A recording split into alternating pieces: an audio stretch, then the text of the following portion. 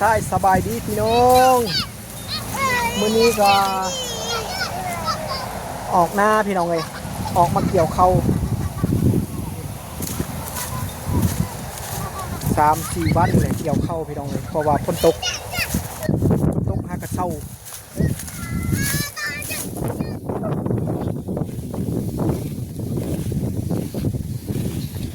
เข้าจนชี้คอยไปแล้วพี่น้องเลยร้องแล้วมันจะไม่อะไร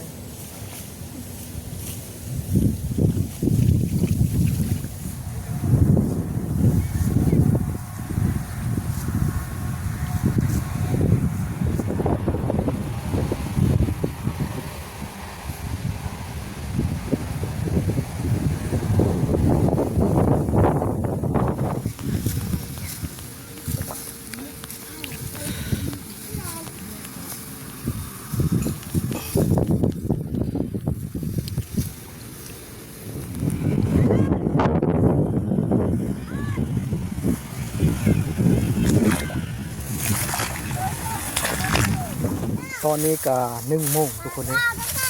แล้วเราก็สิได้เก็บนะเก็บเขาที่ว่าเราเกี่ยวเมื่อวานนี้ทุกคนเก็บมาห่มไว้แล้วมากองไว้เพื่อสบายเราปั้นนะทุกคนเลยนี่เดี๋ยวเราสิเฮ็ดบอลนะกองเข้าเราก็สิเฮ็ดไว้อยู่นี่เลยทุกคนนี่เพราะว่าอยู่นี่มันเป็นนูนฝนตกนำกับสีบอลายเนี่วางล่างแนวเห็ดอยู่นี่ทุกคนเลยนี่โอ้ฝนตกมดมือมดคืนนำจนท่วมหมดเลยทุกคนเลยพวกเห็นไหมตัวนี้เนี่ยเขาปั่นเร็วปั่นวางล่างนี่แหละทุกคนเลยตอนฝนตกเดี๋ยวเขาจะเอาไม้ปีกนี่แหละไปห่อไว้ก่อน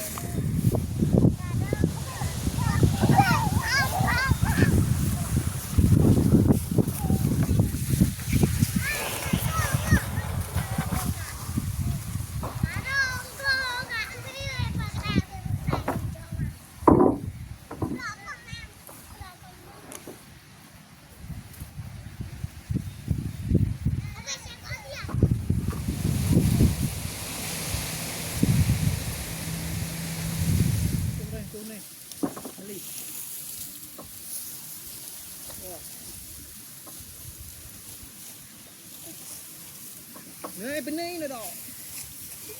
นี่เทิมเนี่ยนี่ดอกนี่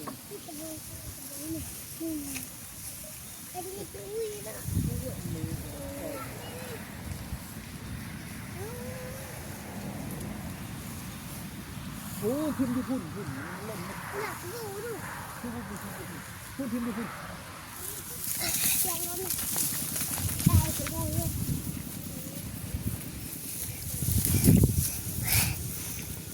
พี่มักตื่นเลยต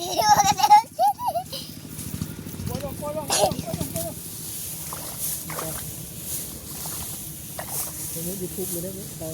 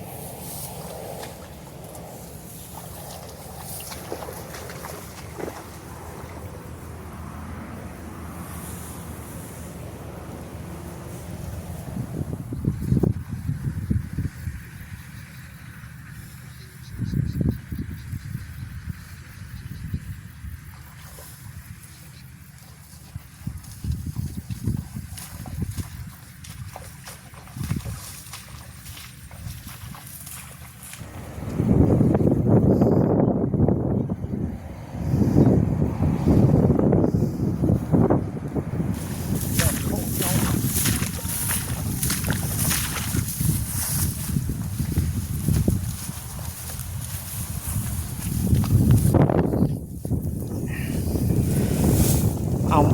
คนมาใส่รถไถเอาเต็มแล้วมานี่ไป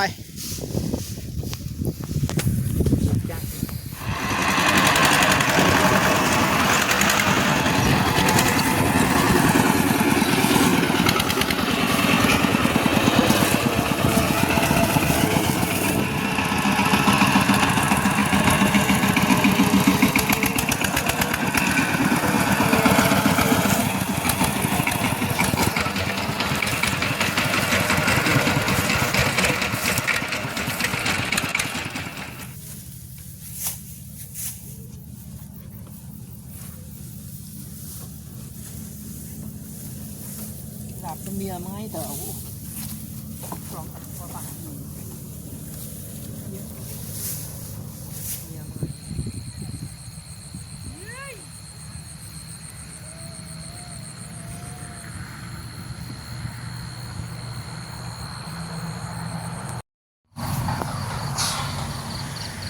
มือนี้ก็เป็นมือที่3ทุกคนเลยที่ว่าเขาออกมากะสิปาซิแล้วมือนี้เลยทุกคนเลยออกจากมาปั่นพร้อมมือนี้โอ้ฝนกระตกพี่น้องเลยพายุก็มาเลยมือนี้ที่ปั่นได้อยู่บ่มือนี้ทุกคนเลยยังแต่ตาเดียวตาชุดท้ายพุทธพลทุกคนเลยฝนก็เริ่มตกเลยวันนี้ตัวนี้ก็เข้าไปเลยทุกคนเลยปกไว้จักรกำลังเปลี่ยนน้ำมันเครื่องอยู่เดี๋ยวถ้าพ้นเสาตกก่อนเดี๋ยวเขาก็สิปั่นเลยทุกคนเลยเพราะว่ามื้อนี้พายุเข้าเห็นข่าวว่าพายุเข้ามื้อนี้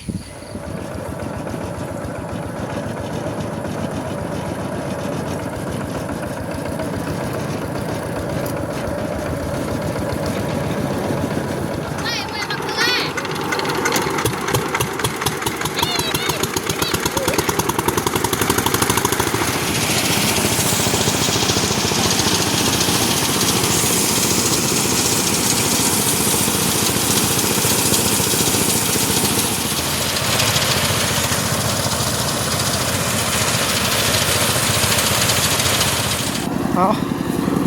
มาส่งเข้าก่อนพี่น้องเลยมาก็ได้นี่สาว7 สาว 8นี่แหละเส้นทางกันลำบากพี่น้องเลย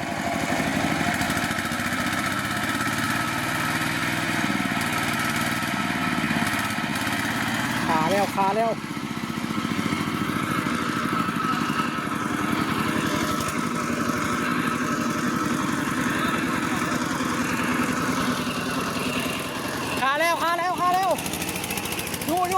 อยู่โอ้ไม่เลย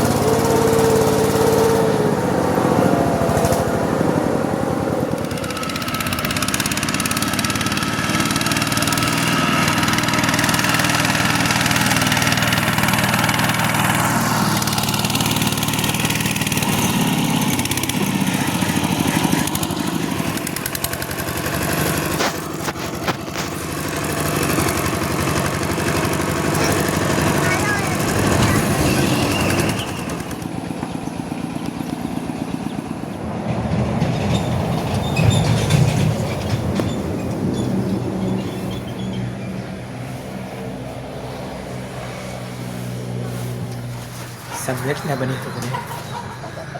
การเก็บเกี่ยวเข้าหน้าปีนี้ก็ลูกพี่น้องเลยได้